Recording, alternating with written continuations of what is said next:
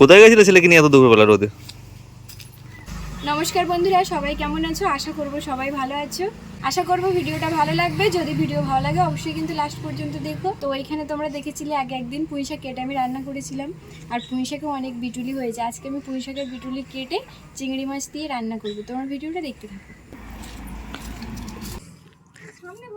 পুঁই শাকের বিটুলি হয়েছে, তোমাদের দাদাভাই বাজার থেকে চিংড়ি নিয়ে এসেছে জানতো।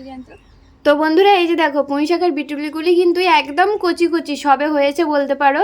তো আমি পুঁই শাকের বিটুলিগুলিকে কেটে নিচ্ছি, ব্লেড দিয়ে কেটে নেব ছোট ছোট করে, তারপরে তোমাদের সাথে রান্নাটা শেয়ার করব। তোমরা কিন্তু ভিডিওটা অবশ্যই দেখতে থাকো। আর হ্যাঁ, ভিডিওটা দেখতে কিন্তু একদমই মিস করো না, স্কিপ না করে দেখতে থাকো।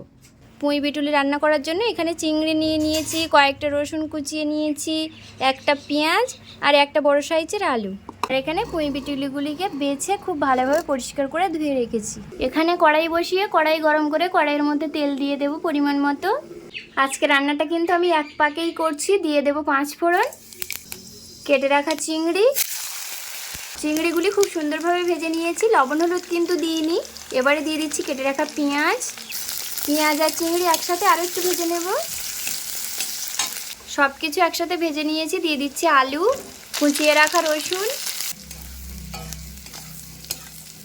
আলু আর রসুন কুচি দিয়ে একটু নাড়াচাড়া করে নিয়েছি। দিয়ে দেবো পরিমাণ মতো হলুদ।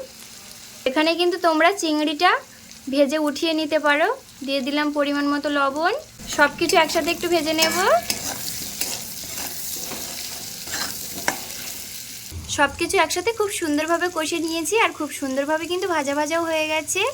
এবারে আমি কেটে রাখা পুঁই বিটুলিগুলি দিয়ে দেব।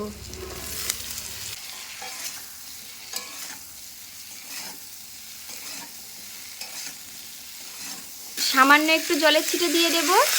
5 মিনিট ঢাকা দিয়ে দেব, গ্যাসের ফ্লেমটা কমে রেখে। এবারে ঢাকনাটা খুলে দেখে নেব। ঢাকনাটা খুলে নিয়েছি। দিয়ে দিচ্ছি কাঁচা লঙ্কা। আমি কিন্তু জল দিইনি, সামান্য একটু পরিমাণে জলের ছিটে দিয়ে 5 মিনিট ঢাকা দিয়ে রেখেছিলাম। আলু কতটা সিদ্ধ হয়েছে দেখে নেব। এই যে দেখো, আলু সিদ্ধ হয়েছে, তবে আরেকটু বাকি রয়েছে। দিয়ে দেব সামান্য পরিমাণে একটু গোলমরিচের গুঁড়ো, অল্প পরিমাণে জিরে গুঁড়ো। নেড়ে দিয়েছি, আবারও ঢাকা দিয়ে দিচ্ছি 5 মিনিট। গ্যাসের ফ্লেমটা কমে রেখে 5 মিনিট হয়ে গেছে, আর ঢাকনাটা খুলে নিচ্ছি।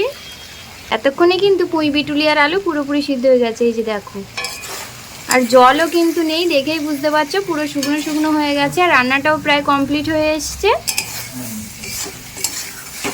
এবারে আমি গ্যাসের ফ্লেমটা বাড়িয়ে দিয়ে আরও 1 মিনিট রান্না করে নেব। রান্নাটা কিন্তু হয়ে গেছে। এবারে আমি তরকারিটা একটা প্লেটে তুলে নেব। তো বন্ধুরা, একটা প্লেটের মধ্যে তুলে নিচ্ছে। দেখো কত সুন্দর লাগছে না দেখতে, খেতেও কিন্তু অসাধারণ স্বাদ হয়েছে। তোমরা বাড়িতে না বানালে বুঝতেই পারবে না কেমন খেতে লাগে। আর এই সময়টা কিন্তু পুঁই বিটুলি খেতে খুবই ভালো লাগে। তো চলো তোমাদের দাদাভাইকে দিয়ে বলি কেমন হয়েছে। দাদাভাই এখন খাবে না, খেয়ে বলো তো কেমন হয়েছে। তোমার দাদাভাইয়ের খাওয়া হয়ে গেছে, আর আমি খাবো এখন। তো আমার প্রিয় জিনিসটা রান্না না করে আমি খেতে পারছিলাম না। ও অসাধারণ হয়েছে। কেমন হয়েছে বলো? ভালো লেগেছে? আচ্ছা শোনো, অপূর্ব রান্না করতে পারো, খুব সুন্দর হয়েছে বন্ধুরা। তোমরা যদি ভিডিওটা ভালো লাগে একটা লাইক করতে একদিনই ভুলবে না। তো চলো দেখা হচ্ছে পরের ভিডিওটা এখানে শেষ করছি। তোমরা সবাই ভালো থেকো, সুস্থ থেকো, টাটা।